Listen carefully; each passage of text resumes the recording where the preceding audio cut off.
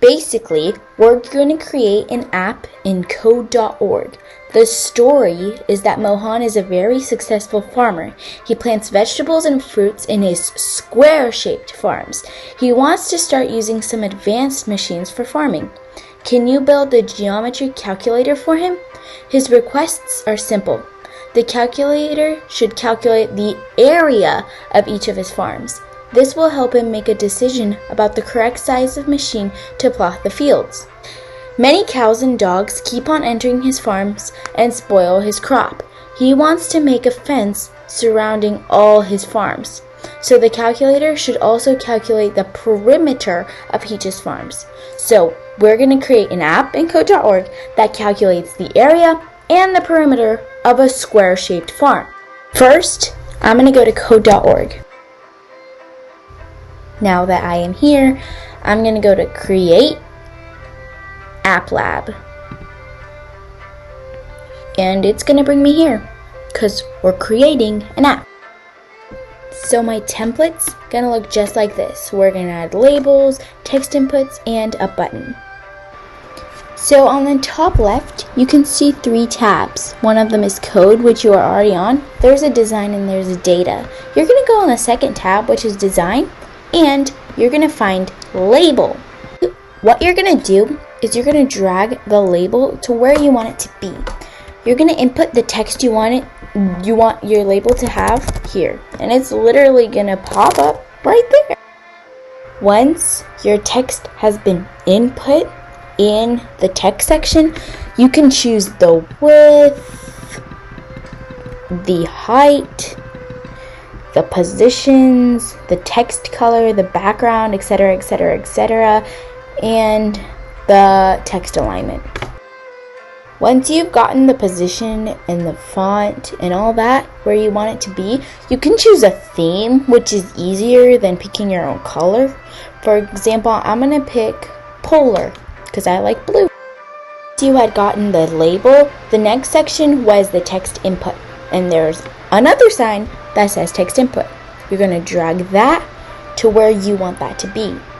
And the placeholder, of course, doesn't have anything in it because the person that is going to do it is going to put it in the box. Just to take another look at it, after the text input and the label was the other button. And then after that, there's 2 other labels, and after that, the 2 other labels. Once again, for button, there is another selection for button right here too. You can drag it to exactly where you want it to be, as well as the text input and the label. Once you've named your button and done all that cool stuff, you can move on to the label. Which, once again, here's another picture of it. The label is going to be labeled area. So I'm going to grab my label, put it where I want it to be, which is about right there. And area. Ta-da! And the background color can stay that way. You can even choose this font size. I'm going to make it bigger because I need people to see. Once again, another label named perimeter. Now you got those 2 labels down, time to go to the last 2 labels. The last 2 labels, you're not going to name anything because that's the output of the computer. The computer is going to choose what it is because you're going to give a number here and then it's going to come out here. So instead of putting text, you erase that. You also erase it for here, of course. And you're might want to make it a bit bigger because the text of the computer has to be bigger. Voila! Once you've done with the design, then you can move on to the code. I'm sure we all know that calculating the area of a square means getting one side of the square and multiplying it by the other side, which is the same number because the squares have the same height and width. Meanwhile, calculating the perimeter means that we have to take one side of the square and multiply it by 4 because we all know, of course, that a square has 4 sides. Now let's get coding.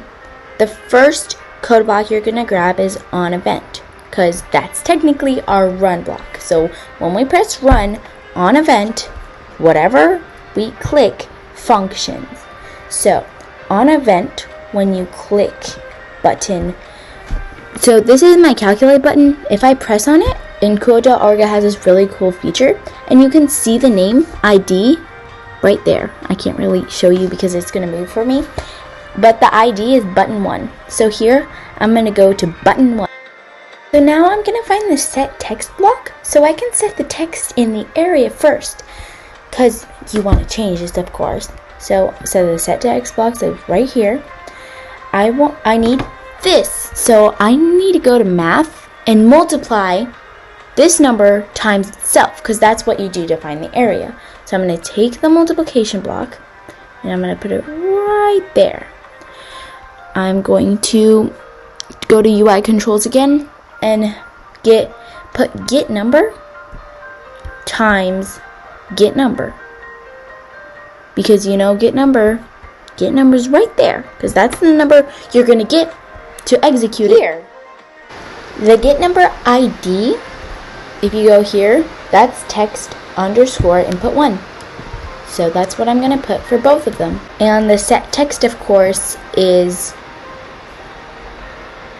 label 4. Now for the perimeter. So you're going to find the set text block again, drag it right there. The perimeter is label 5. So here we're going to do times 4. We're going to take that, execute it, text, go to UI controls, the get number, drag it there, the text input underscore 1, because that's what this is, and you're going to multiply it by 4, because perimeter of a square has 4 sides, and you multiply it by 4. Now let's go on and test our finished code. Of course, it may not be right the first time we try it, because there's a thing called trial and error. You can try and try and try and try, etc., until you get it right. So let's try. Continue. So enter the length.